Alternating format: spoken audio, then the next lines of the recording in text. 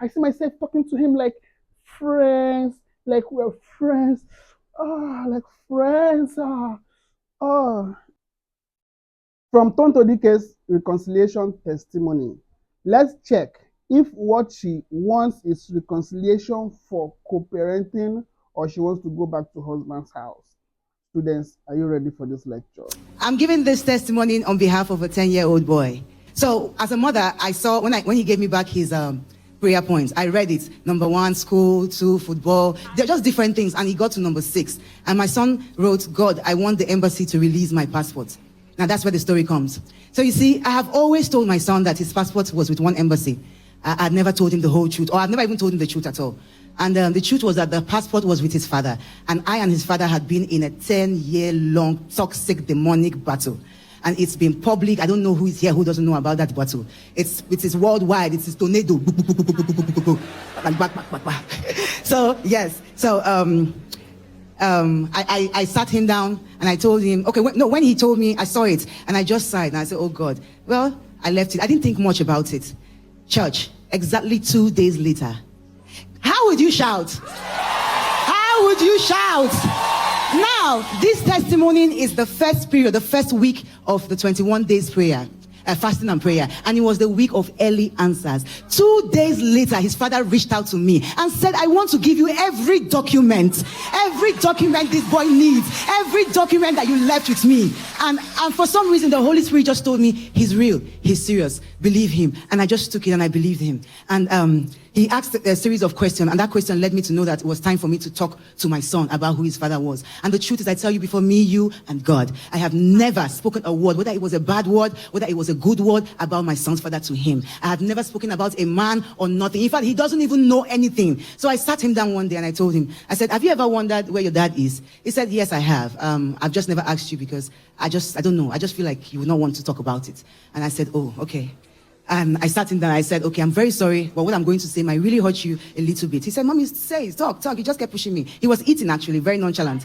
He was eating, and he just said, talk. And I was almost breaking down, but I knew I had to put it together for my child. So I told him a short story. I said, a man and a woman met themselves, they gave birth to you, and they became war.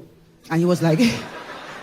And he was like, really? I said, yeah. I said, we were so bitter, we were toxic, and in the midst of all of this thing, it has affected you, and I'm sorry. And he looked at me and said, so have you forgiven him? I didn't answer. He said, Mommy, because he's very authoritative. He talks to me like he's my father. He said, Mommy, have you forgiven him? And I looked up on my son, and my son said, if you didn't forgive him, I have forgiven you. I have forgiven him, but I'm upset with you for not telling me. But it's okay. I can understand better now.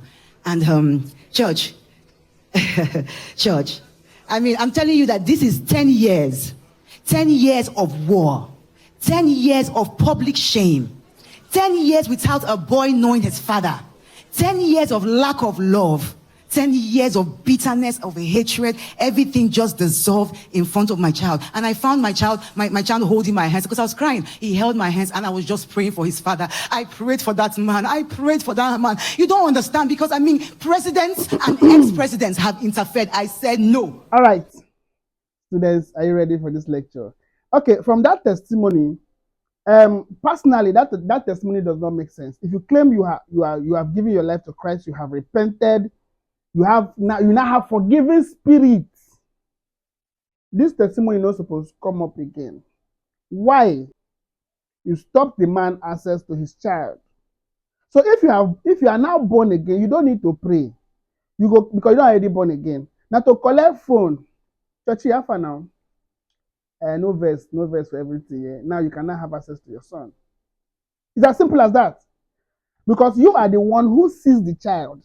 It's not like the guy is avoiding you, that you are trying to reach the guy and he refused to attend to you. No ex will do that. Especially an ex that loves kids, that wants to see his child. We know how he had wanted to see the child. You know, agree. You see the so you don't need. He will not pray after the prayer. He not called. All those things don't make sense. In fact, that pastor not supposed allow and share that testimony for that church because it doesn't make sense. Say you claim you be born again, don't mean say you come to the church, going to ridicule Christianity. It doesn't make sense. There's no way a boy who is over 10 years old cannot ask of his father. A boy. It's not possible. If you not ask, they don't tell him for school. because he's a son of a famous person. His classmates know him. In classmates, parents go don't tell them, they go don't tell him. So he knows he has a father somewhere. So more we leave that one. More we leave that one. So I now address him the way he should be addressed. Like the writer was not call it doctor. Chachi. All those things now brainwashing. Make it be like say she don't change. So that the man will consider him. We have been on worldwide toxic battle. Not be you, they were not be both of you. You were the one fighting him. He doesn't have any issue with you. So since you don't give your life to Christ, you're supposed to collect phone, call him. Not being the fight, now you the fight him.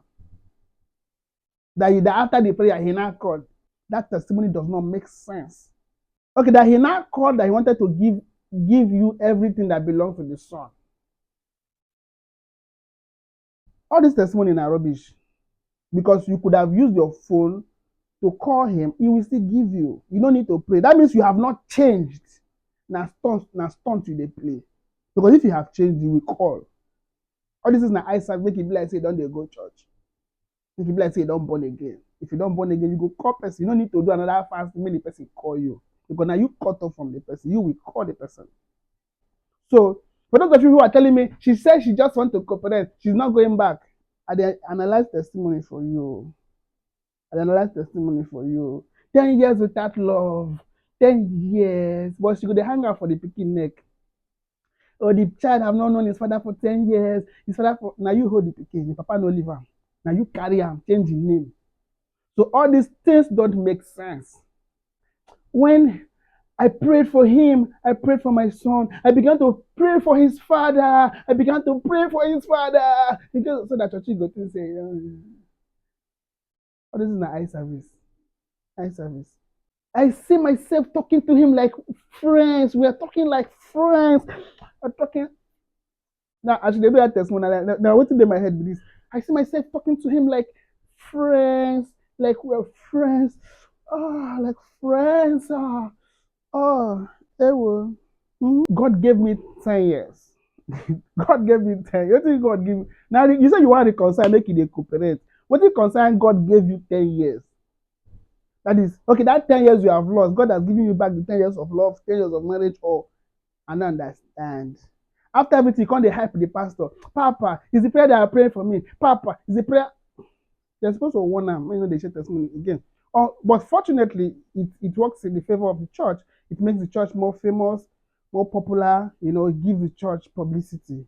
So now to make pastors, they allow this nonsense to they fly. Students, are you ready for this lecture?